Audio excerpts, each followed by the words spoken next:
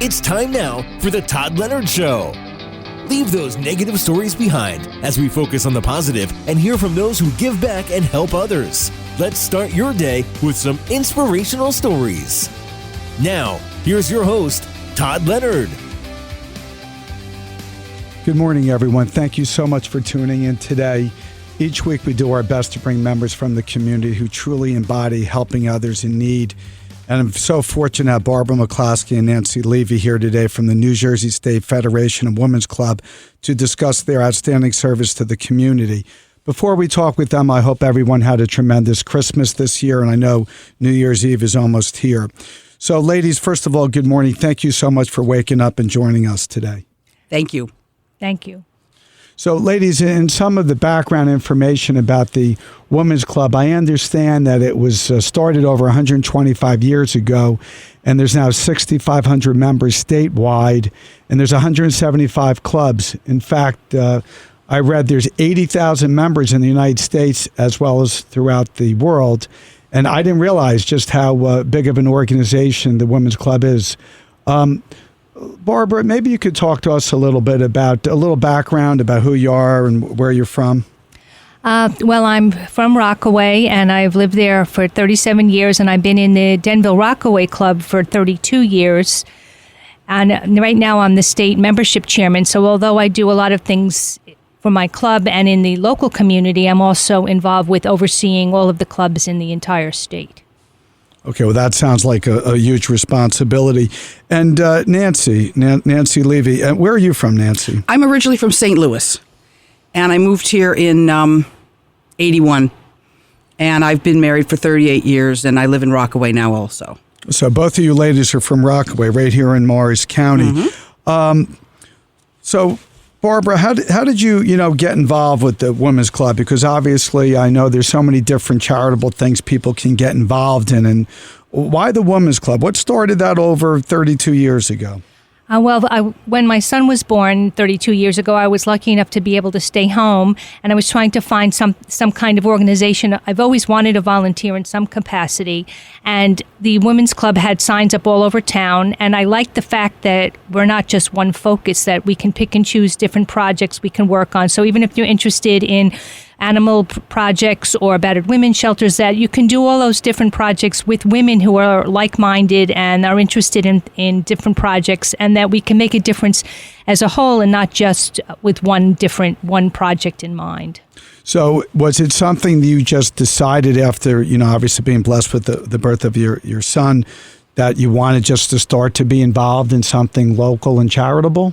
Well, I've always wanted to do something volunteer-wise, but I worked in New York and I got home late at night, and there really wasn't time, I felt, to focus on that. But I've been very, very fortunate that the club, there's a lot of flexibility in belonging to a women's club, and I've been working full-time now for 17 years, and I've been able to combine my volunteer world, which I almost do full-time, and my job. So I felt that being able to belong to an organization that offered flexibility was something that was good for me and for my family. And what about you, Nancy, from your perspective? I know you also, ironically, have both been involved about the same amount of years, which is over 3 decades, 32 years, and that's a huge commitment. What was the genesis for you, Nancy? Is there anything that, you decided, I want to start being involved and giving back? Well, I had still kind of new to the area. We had been here for 4 years, moved into a house, and, I knew some people, but I didn't know that many, and I wanted to meet people, maybe get involved in the community. And a friend of mine said, I belong to this club. And so I came and looked. I came to the first meeting, and I'm like, ooh, this is exciting. And I did jump in with both feet. They thought I was funny because I raised my hand every time the president said some particular subject. Could you explain that? Could you explain that? So I became a department chairman, as it were, right away at the first meeting. And I just liked the fact that we could do various things. We could work on whatever projects we wanted. And I was doing something that I felt was meaningful in the community. So, Barbara, in terms of being involved in the community, because that's really the underpinning of the show, is just really good local people giving back. Was there anything that you could point to in your life, either a parent or friend or something you saw that made you decide that, it was the time was right to start to help others? Well, my father was a volunteer with the Power Squadron for many years. He was a commander, and he ran their education programs, and my mother was very involved with the temple and being a volunteer. So I did get a lot from growing up with my parents, but there was just something about me, reading things in the paper, looking around, and that I felt that I really feel a need and a passion that I need to help people, and I still feel that same passion all these years later. So just the fact that I saw those signs up there, and I'm like, I'm going to try something different. And again, it's not that I didn't want to help the animal shelters or the battered women's shelters. I wanted to be able to have a diversity of different projects to be able to support. And then those I was able to bring to the club and say, hey, let's do this project, let's do that project. And I had all these women to support me that we could do these projects together. Okay, and Nancy, from your perspective, looking back, I don't know if there was a catalyst or just you're new in the area and you want to develop some new friendships. Was there anything that inside just inspired you to say, this is a good fit for myself?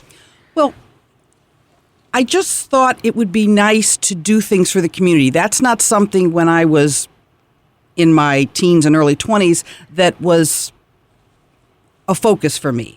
And I thought, this sounds like a nice thing. And I've got these women that I know are becoming, starting to know, and we could do something together. So I thought that was nice. Yeah, it's interesting. I know for myself, I was telling the ladies before we started with Special Olympics, it was just something I saw on TV and it hit me in the heart. And I'm like, I want to get involved. And it's been a wonderful journey. I've been blessed to have great friends as a result for over 20 years doing that and coming in contact with amazing people. And I realized the friendships that you develop are, vitally important as well. In terms, ladies, of your involvement with the club, so, I was telling my wife I was going to be doing the show today, and we live in Mendham, and she was involved for a number of years with the Junior Club of Mendham. And maybe, Nancy, you could speak to that. What's the relationship between the Women's Club and the juniors in the various townships in the county? Well, junior women's clubs they're part of our same federation. Okay, so the state has clubs, junior clubs and women's clubs are all the same organization. Back in the 50s, I believe it was, the daughters of women's club members wanted to do service work also, but maybe their interests weren't the same as what their mothers had. So there was a junior department formed, and it was younger women, and their focus was more on projects with their kids or projects for children, etc., and not exclusively, certainly, but that was why the junior women's clubs were formed. Now, we're still all one federation, but we get all the same information. There are still junior women's clubs. There's no necessarily an age restriction or anything like that. We all work on the same thing, but maybe if you're wanting to join a club and you're in your 30s, you might want to look for a junior club as opposed to a women's club, which may be a little bit older women, 50s, whatever. However, we have so many clubs throughout the state that you could easily find a club that would fit you. Doesn't have to be a junior women's club. Our particular club that Barbara and I belong to has a large age range, and so we work on all kinds of projects. Right, and Barbara, from your perspective with the interplay between the juniors and the women's club, I'm 56, so I'm sensitive to this subject between the younger folks and maybe getting a little bit older. But have you also seen that evolution too, Barbara, in terms of the juniors and how that interacts with the women's club in general? Well, we're trying to have all the women's clubs be considered as one unit now, that they've part of us, because their interests can be very similar. And as the women's clubs per se are aging, we need younger women to be part of what we're doing and to do projects that relate. So we would hope that everybody would do similar projects and that it wouldn't matter that junior women's clubs had children. They're all considered women's clubs. So you could do children's projects no matter what age you are. Our spelling bee is a perfect example of that, and working in the schools. So I would say we should all be considered as one organization and one group of women that all are doing similar or the same things. Right. Nancy touched on something for especially folks new to the communities, wherever you might be coming from. Obviously, Nancy came from St. Louis, and this was a great way to make new friends and be involved in the community. I know I was also talking to my paralegal, Stacy, earlier this morning. We were talking about the juniors and about how great it was from a socialization standpoint, because you meet new friends and you're helping the community out. And especially if you're new and you're not really sure who your friends are going to be and you're like, am I going to have any friends? It's a great way to give back and meet new people as well. So I think that's very laudable, the organization and what you guys stand for. One of the things also, and maybe Barbara, you can touch on this for folks that are involved with work and also doing this volunteerism and the balance. How do you find that happy medium? Because you've been involved over 32 years and you have a family and you have commitments with that and you got work and you got a husband, you got a lot of things going on. How do you balance it? Well, fortunately, there's a lot of flexibility in most of the clubs that you can pick and choose projects that you have time for. Of course, now with email, we can keep in touch with everybody with newsletters and correspondence on what's happening. And if you pick a project that you feel strongly about, you don't necessarily have to participate in other projects, but at least you would know what's going on. There's a lot of socialization going on. We have a lot of actually 7:30 breakfasts. We have people go out to dinner together. So to be able to pick and choose those types of things are really important. And most clubs have an agenda or make up a schedule even up to 6 months in advance, or what's happening at their meetings, if they're having speakers, so people can plan around what the club is doing if they're having a fundraiser, so people know ahead of time how to pick and choose and to mix in their life with their children or with work. And that's how I do it. I have a calendar with that I put everything down in that's going on, and then I pick and choose what fits into my schedule.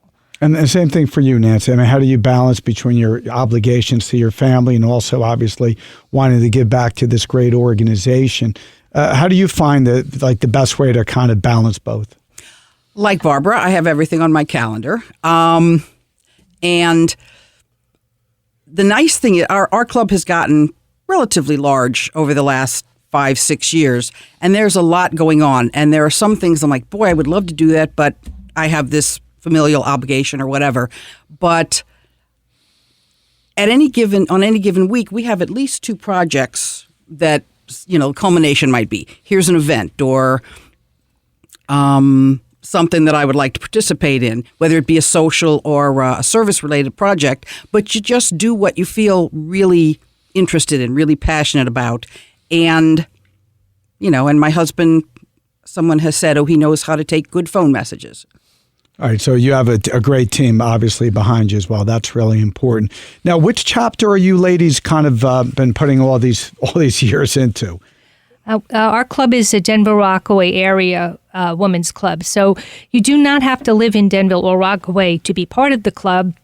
But a lot of our focus is on supporting our local community. But we do a lot of other projects that support the county and even the state. So there is about 27 clubs in the Highlands District, which we belong to. And we partner with other clubs, or we do things together in district functions.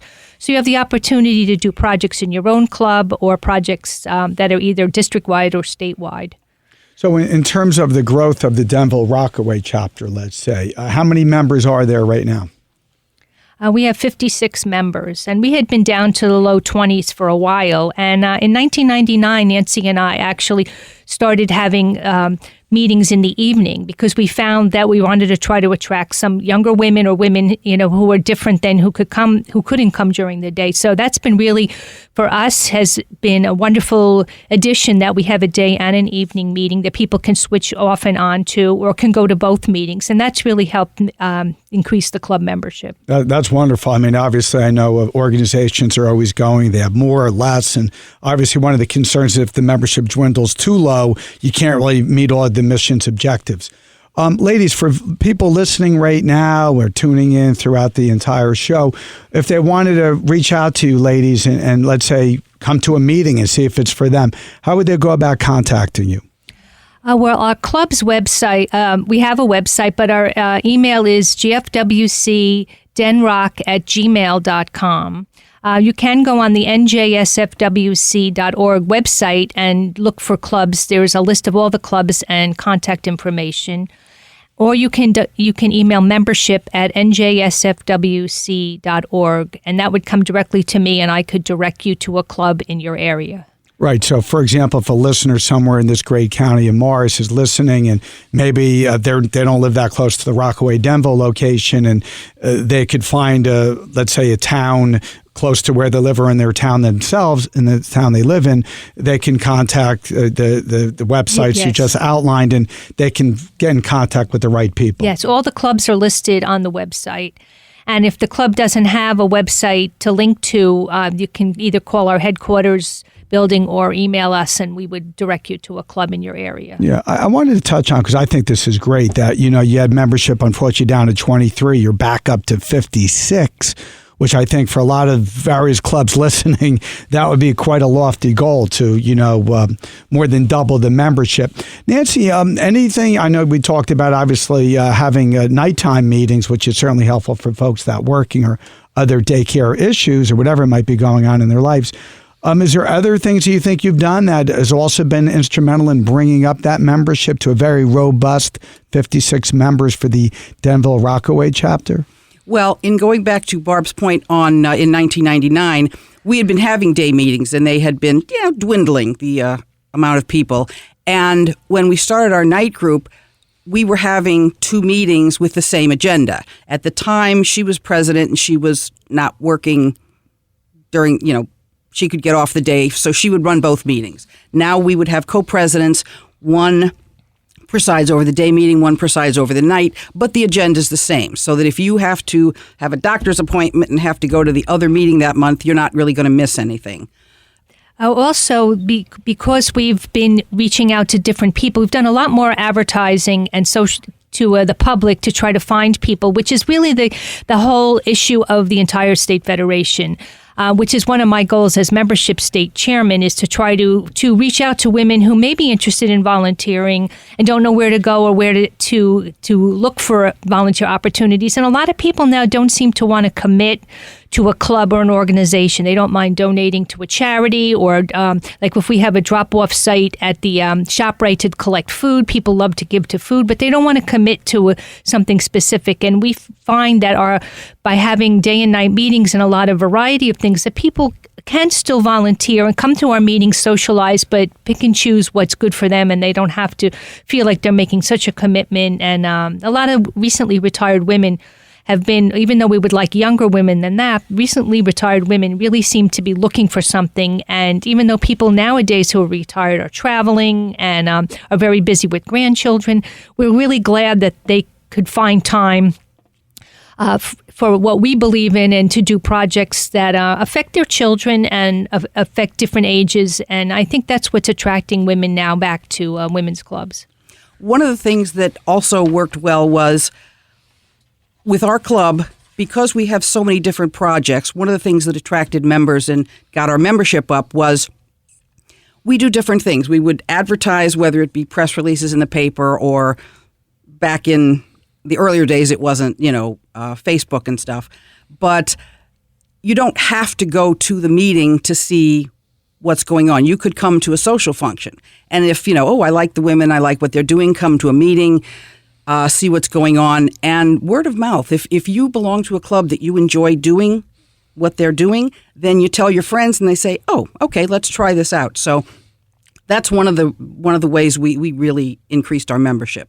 Yeah, you touched on, social media now. I mean, a lot of organizations have to just have a robust, website to attract people to check it out and see if there's something they might be interested in. Ladies, why don't we talk a little bit about the various programs for the listeners, just to get a little taste on the different things that the women's clubs do offer here in New Jersey in terms of the different things you do. So maybe, Barbara, you could speak, and then Nancy on some of the different things you have been involved in over the last few years. Well, locally, one of the big projects we have are wish trees around Denville and Rockaway, that we put up trees, and we work with social services for items that families would either need or want, and we put up trees with tickets on them to say what people are interested in, and then the community can get involved. And that's something that's been really important for us is that the community knows what we're doing. And we have a sign that says that we're collecting for local families. And I think that's been one great project. We've been doing this, 30 years that we've been doing wish trees and collecting hundreds and hundreds of gifts for families locally and also for family intervention, for Roots and Wings, a battered women's shelter we add on there. So the Crisis Center in Boonton. And then our other big project that we started was back to school supplies that we collect in August to support the local families. And it actually, then it goes out to Morris County. But to have the people in the community be so involved with our collections, hair salons and the libraries, to have so many different places that we can put our collection sites that the community can participate in and that we can feel when I bring those books, those children's supplies to schools, or the 40,000 books, children's like new and new books we've collected over the years, when you see the faces of the people you're donating to, I mean, it just makes me want to do even more and be more involved. And the just those little bit of things that to us, it's not a big deal. My kids could afford back to school supplies, but a lot of people can't afford that. And to see how the churches and the communities have supported us and do it as a group effort is so rewarding. That's another nice thing is we partner with many other organizations, whether it be another women's club locally or women's clubs across the state working on one thing. But, one of our projects that our club does twice a year is we work with a local gym. We have health-related fundraisers, either kickboxing or sometimes Zumba. Recently it was a spin class. We do one in October for breast cancer awareness. It's a fundraiser. People that come to the class pay an amount, and that goes to Reach to Recovery, which is a breast cancer support group. We do one for Heart Month in February for I forgot the organization. Well, it's a Women's Heart Association. Women's Heart Association. So we can do health-related projects. We do military aid. We do this year we did stockings. How many did you say? Yeah, the state women donated 2,300 filled stockings for Yellow Ribbon organization that they were going to send overseas. But we've been doing that for 10 years. It's a state organization, a state project that all the clubs work on and fill the stockings for. So that's something we can do as a group and make a difference. And then you say, wow, 2,300 stockings is just amazing. The Todd Leonard Show is sponsored by the Leonard Foundation, whose mission is to support the children and families who are battling pediatric cancer and those in need of food and assistance, women's shelters, and other important social services in the community. They also proudly support those fighting pancreatic cancer.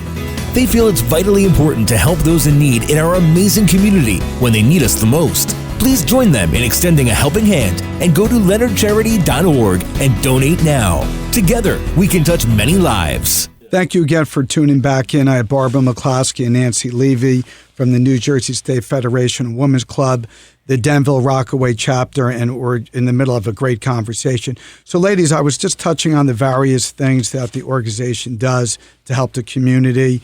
I know we were just talking about CASA. What about this Girls Career Institute? What is that all about? Girls Career Institute, which is GCI, was started over 70 years ago, and it is a leadership program that girls all over New Jersey could spend 4 days in a college experience. And the New Jersey State Federation of Women's Clubs actually founded Douglas College in 1918, and our headquarters is located on that campus. So the girls about 200 girls spend a 4-day college experience every year. They live in the dorms. They get to use the facilities. They eat in the cafeteria. And we find women leaders in the community, judges. We've had pilots and other different types of backgrounds to give workshops to the girls so they could kind of find out maybe what kind of interest they might have for college. And they get to commiserate with each other and get to spend time with, they don't know the girl that they're in the room with, that they get to meet. And the experiences, they say, last for years and years. And I went to one of their dinners and their programs, and the friendships and camaraderie that you see after these girls only know each other 2 or 2.5 days is absolutely amazing. And they're all high school juniors. And it's been a wonderful experience, and it's all run by volunteer women from women's clubs, the nurse, and all the people that are there, all volunteers, and spend the 4 days with the girls. One of the nice things is our club tries to have the 2 girls that we sponsor come back and speak to us afterwards at a meeting, and they all say the same thing. Oh, I was nervous. I wasn't going to know anybody. Oh, now that I've gone, we're Facebook friends and we call each other, and it was a great experience, and the speakers were wonderful. The girls really do enjoy it and appreciate it, so it's a very worthwhile thing that we do.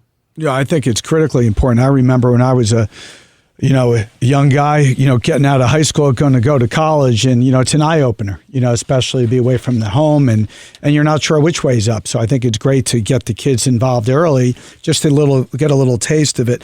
Well, what's the Women's Club's involvement with Douglas College? I was doing some research. What's that all about, ladies? Well, the women's clubs actually founded Douglas College. They felt they wanted to have an all-women's university or college, and they raised money and went door to door and to start the college and the university. And we have raised over $1 million in the form of scholarships and donations for buildings over the years. And we still give fellowships to women who go there. So we have a very big partnership with Douglas alumni. And it's really made for a wonderful thing to be able to work with an organization or work with the college that way. And our headquarters is located on the Douglas campus. Now, what about the public libraries? I was doing some little additional background in terms of the Women's Club involvement with public libraries. Well, the women's clubs, it's been noted, this is for GFWC, for the General Federation, that women's clubs were 75% of all libraries were actually founded by women's clubs. And our Denville Library was founded by our club. Many years ago, the women walked door to door collecting books and funds to start the library. And you'll see many local libraries with plaques on the door. I know I've seen it in Hackettstown, that they were started by local women's clubs. And literary books and that type of thing is very important in general. Women give many scholarships to students, work with children in schools, and literacy is one of our very important projects. And it's one of our grand initiatives right now is to collect Dr. Seuss books, USA country-wise right now. I'm blessed with 2 young boys. We love Dr. Seuss. A little plug for the good Dr. Seuss. It's they're great. They're easy to read, and the kids actually seem interested in learning about it. I also wanted to ask you about this Shining Future campaign. What is that about, ladies? Well, the Shining Future campaign was started because we want to continue into the 21st century of supporting all the different fellowships, organizations, and other buildings and things that we started over the last 125 years. And we never really have gone to the public to raise money for these things because we had 40,000 women at one time that belonged to women's clubs.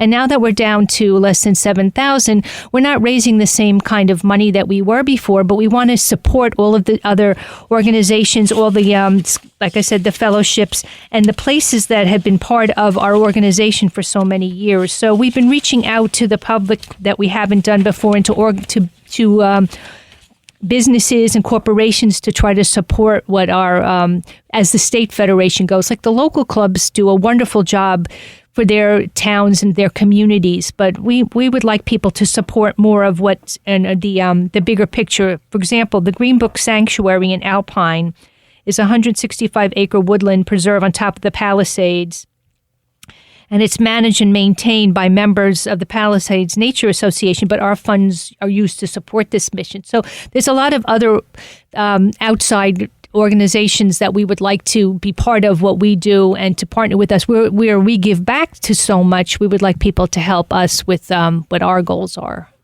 And Nancy, the Women of Achievement Award, are you familiar with that as well? Actually, Barbara knows more about that, being higher up on the state level. Do you have? Yes, the Women of Achievement Award was started in 1981 and is co-sponsored by Douglas Residential College. And we give awards to women from across the state who've contributed with personal activities and volunteer work. So, and some past recipients have been Millicent Fenwick, Governor Christine Todd Widman, and Vivian Stringer from Rutgers. So we try to find women who have accomplished things. It could be even women in our women's clubs. It doesn't have to be famous people, but we do about 6 women a year. We at our convention every year that we honor them for their achievements. They speak after one of our banquets. They have the six women speak for 10, 15 minutes. And it's really amazing to think about how much work each individual woman has done. And there's no specific focus.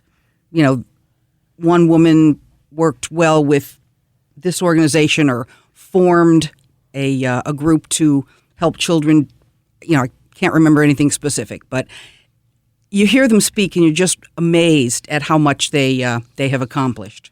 Well, yeah, I could tell from the what Barbara just read off. These are some extraordinary women who have really lifted the entire state and really the whole country in their outstanding work as well. So both of you ladies, I understand, have served as president of the local Denville Rockaway Women's Club. Am I correct? Yes, actually, we originally both belonged to the Junior Women's Club in Denville and Rockaway, and we were both president, not at the same time, and then moved on to the Women's Club, and then I was president, Barbara was president. It's an interesting experience. It's basically your focus as president is to, you work on the agenda with club input. You figure out what projects you're going to do. You kind of guide the discussion and, keep track of what's going on and what emphasis your club wants to have in specific areas or whatever. Yeah, interesting. I know obviously if you ascend to becoming the president of any organization, you have to assimilate a lot of different ideas, personalities. You want to make sure everybody feels involved, but ultimately you have to provide direction. And I'm assuming at times, as much as doing great work, it could become a thankless job as well, trying to make everybody happy. I don't know if you guys, could commiserate with that general statement. Yes. Well, the other thing that a president really needs to do is you just have to make sure that all members' viewpoints are heard. If someone can't railroad their ideas through and everyone says, okay, whatever, you have to make sure that the give and take and, both sides, if there's an issue that has 2 points, get to have input. So. Right. And Barbara, what about your perspective on that? Well, it's funny because my goal was never to be president when I joined the club. And when I started to see how I liked being part of the big picture and how I can help to make decisions and to form the ways things are going, and I really enjoy interacting with people, there are times where personalities can come into play and there can be difficulties. And I'm not saying it's not always fun and games, but the overall way of making decisions and helping the club run, and you have a board with you and people to help you along the way. You're not just doing it alone, and it is a group effort. I mean, everybody is part of what happens in a club, and I found that I really enjoyed being able to be part of what the bigger picture was, which is why I've moved up in the different positions along the way besides being in the club. But I was president for 4 terms and realized that you need other people to step up and other people to make decisions, because it shouldn't be just one person who it appears that it is in charge of making all the rules. It is a group effort and a group that makes all of the things happen in a club. Yeah, I wanted not to put you ladies on the hot spot there, but it's always interesting when I bring people on, great people like you ladies that are involved in an organization and just trying to manage it all, not just with your family, personal, and work life, but also just the organization itself, because you can get pulled in many directions. I'm involved in the 200 Club of Morris County. We have great leadership, and every 2 years we have a new president, and we have robust discussions about the responsibilities, and everybody's got to be involved. But also for the health of a great charitable organization, you need new, fresh people coming in with new ideas, and I think it helps make the organization even stronger. Ladies, one of the things that why it's great to have you here is you are involved in the community for over 30 years. How do you think the volunteers help the community in general and then in specifics? Maybe, Nancy, you want to talk about that? Well, yeah, sure. Barbara, is there anything that jumps out to you about how volunteers lift the community and maybe some specific examples that you've seen? Well, sometimes I think that the people who volunteer are the ones who get the enjoyment and satisfaction. Like, just for me to see the people's faces when things have been donated to them or that make things better for them. I don't know. There's something about that I have a need to help people. And sometimes people don't realize they even need all of that help or that support, or they don't look for it. And just the satisfaction that we all get. I mean, when we all sit and talk to each other, when you see the excitement on people's faces in the club and people that we're supporting, just really makes you feel like you're doing the right thing. And years ago, we were helping foster families in Morris County. We did a holiday party for them, and I didn't think much of that I was doing this, so special. But to see the 200 people there and the kids excited that we were able to bring small trees and bring gifts and make food for them, and then to be thanked. I wasn't there to be thanked, but the people are so thankful that other people think of them, that it just makes you feel so great. And we all, like I said, we don't do this to be thanked or to say, wow, how great job you did. We do this because it comes from our heart. And that's one thing I think that volunteers all feel. If you look at the Facebook pages on our NJSFWC Facebook page of all the clubs and what they do, and you see what people do and the passion and the excitement that they get from volunteering, it's just amazing to me. And it never grows old about how the individuals feel that they are really making a difference in helping people. Nancy, any comments, thoughts on that? Well, something Barb mentioned brought to mind. We have a conference every fall, a statewide conference, and they often bring speakers from, let's say, this past one was from our state project, CASA. And first, CASA speaks, the representative that works for CASA of New Jersey. Then they would have one or two former foster children who are now adults, and to talk about the difference that CASA has made and our organization working with CASA, because in addition to just funds, we will collect, this summer we, as a state, and our club, of course, did too, beach towels for the kids so that when they go someplace during the summer, they got a new beach towel, or things that kids in foster care don't necessarily get. So, it's so nice to see people that we help who really appreciate it. And like Barbara says, we don't look for the kids to go, "Ooh, thank you." It's very heartwarming to see this. When. Right. So, ladies, one of the things that I think is beautiful, especially, what you guys have done over the last 32 years and ongoing is the passion I hear in both of your voices. People that have been involved in an organization sometimes get burnt out. It's just the way it is. Life happens. You get beat over the head a little bit and you lose your interest. But you guys have somehow been able to keep that spirit, that passion to help others over 32 years. Any ideas how that just has stayed ignited over these many years? Well, one thing with me is that when I was various times in the club, if I was doing the same project over and over, say something that I would be the chairman of, you kind of get burned out. The nice thing is we've got so many projects going on. New projects come down the pike from our state organization. And so you start doing something a little different. If you do the same thing all the time, yes, you do get the burnout. And I have actually kind of felt that sometimes. But I switch to another project, another emphasis area, and that's really what keeps me going. How about you, Barbara? What's your perspective, since obviously you've been involved so long as well? Well, I feel the same way. And it was hard for me to move up to a state position because I felt like I needed to work in helping the local community. And again, I like to change projects also and to do different things.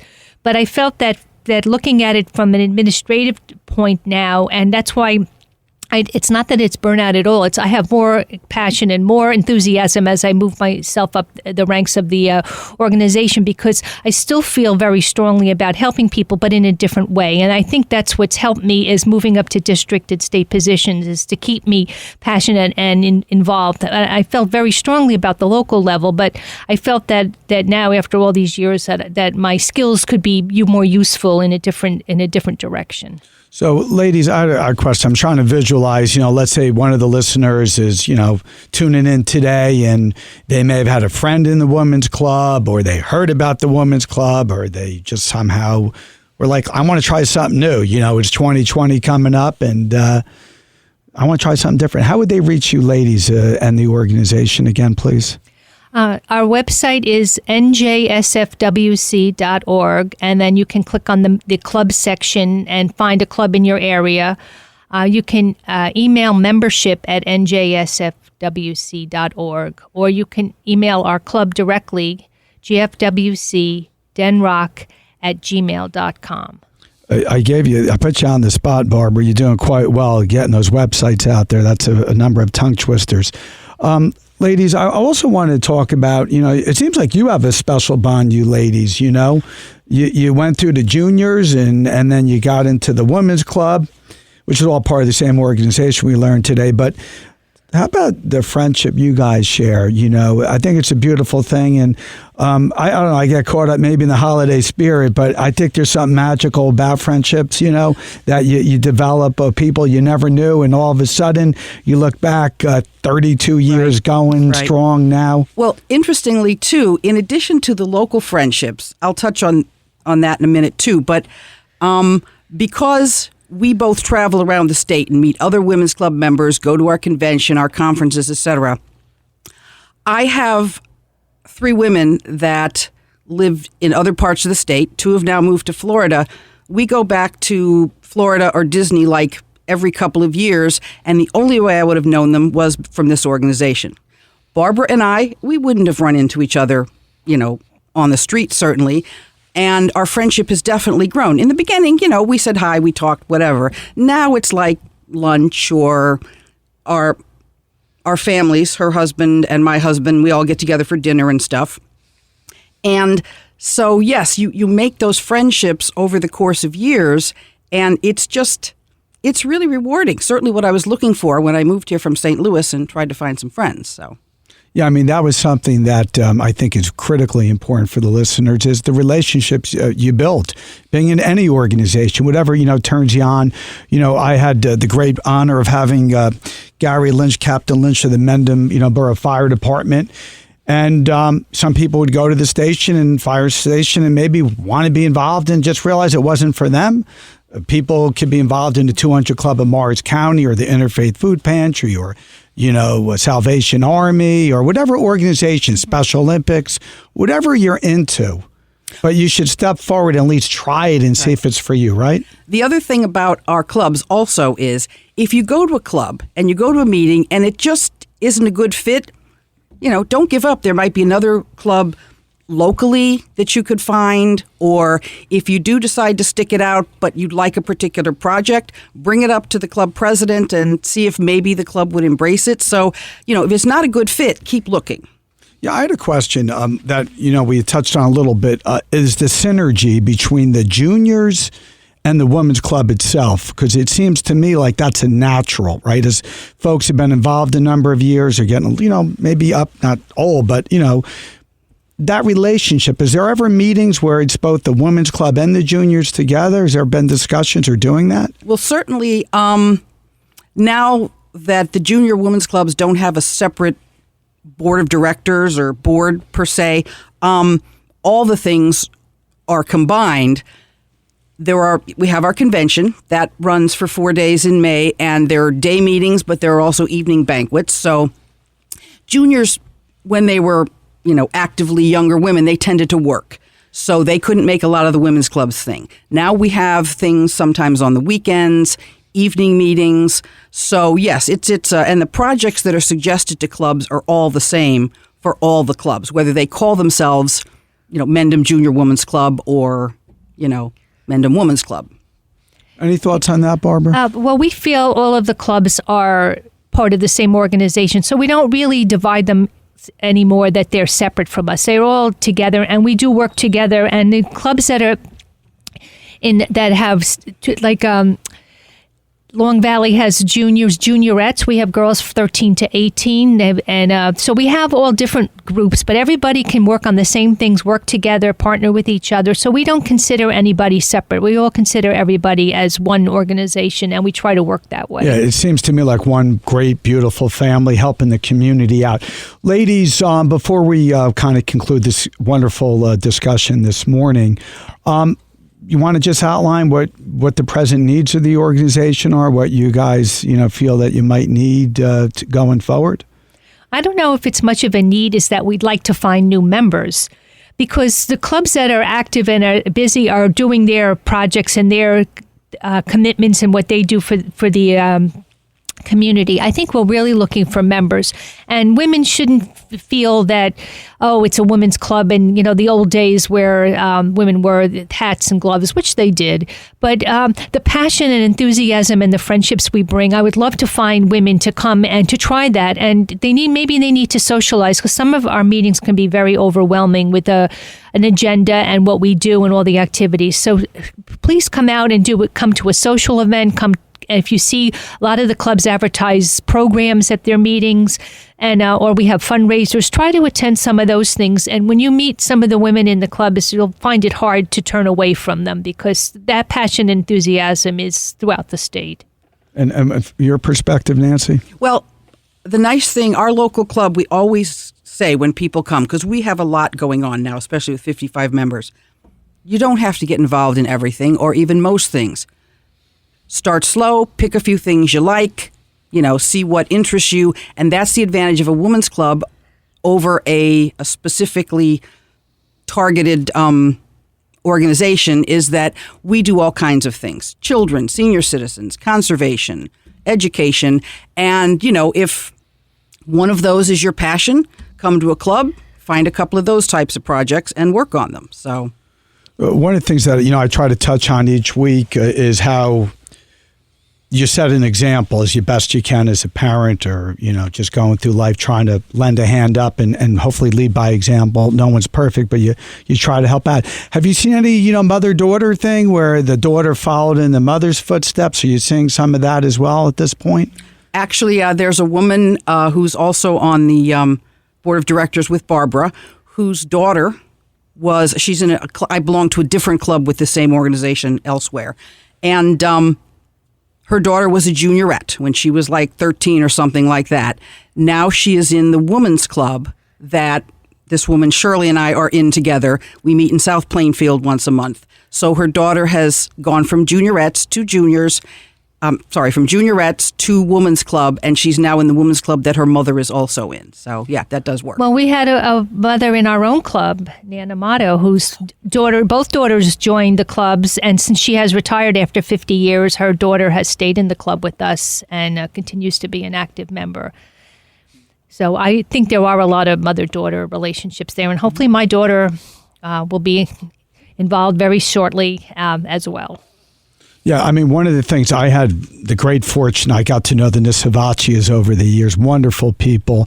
It's the father, been given back over half a century, and his son, I call him Sweet Lou, is doing remarkable things. And I think a lot of it has to do with just watching his dad just give back. Not to get the pat on the back, just being good people, helping others.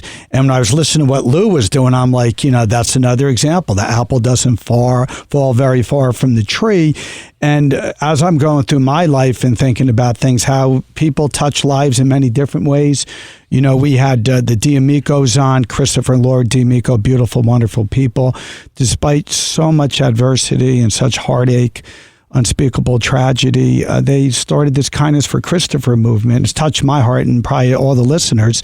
And it talked about, Chris was talking about the ripple effect. If you do something nice for someone, you have no idea what impact it has on their lives. Similarly, what you're doing, you talked about all the things you're doing in the community to lift up folks, right? That, you're getting so much out of it, but also the community's benefiting, which I think is a wonderful, beautiful thing to do. Is there any other parting advice you want to get, not to pontificate, ladies, but just folks that are listening today and, any other things you would think of that you would tell them about, the experience you've had over the last 30 plus years? I would just say that if you're looking for friendship and people with common interests, that this is definitely a place to go. And out of 50 people, you're going to find at least half the women who are interested in what you're doing. And if you could see how much we all socialize with people from our club, from our district, and all over the state, it would be amazing. When you go to a convention with 500 women and everyone has that passion, no matter where you sit, that person is enthusiastic and can't wait to tell you about the projects that their club is doing. And that you can't take, that is something that is it's been going on for years, and I look forward to that for many more. And Nancy? Yes, what Barbara said as far as like the friendships and that you make, it's worthwhile. If you come to a meeting, you will probably find a niche for you, and it will definitely be worthwhile. You'll really like it. Well, ladies, I want to just once again thank you so much. You're both extraordinary people. Sharing this Sunday morning with you right on the eve of a new year. New Year's Eve is coming up shortly, and we've had Christmas and Hanukkah, and this is a magical time of the year for all of us. It just means the world that you guys truly embody what I started the show about, which is giving back and doing the right thing. Not that you're looking for the attention, just being good people, being good citizens, helping all of us, because I do believe we're all in this together. I recently started the Leonard Foundation. The mission is to help kids and families battling pediatric cancer, helping social services. I lost my dad to pancreatic cancer, and, I wanted to help others sadly going through that. If you want to help us in that battle and fight, visit leonardcharity.org and please donate. The other thoughts are we're almost here at New Year's, and everybody makes resolutions. I know we're caught up in the excitement. You're planning a party, whatever it might be, and obviously do that very responsibly. But also I think as a resolution, we should all work together to try to be better folks, to give as much as you can to help others in need. A kind word of encouragement, just a nice gesture, paying it forward. I think it means the world for folks. You have no idea how you could touch their heart and help those out in need. I think we should make a resolution for all of us to be more involved in the community, volunteer more often, give more freely. And I just want to say God bless everyone. I wish everyone an extraordinary new year in 2020. God bless you, and I look forward to seeing you and speaking with you again next Sunday.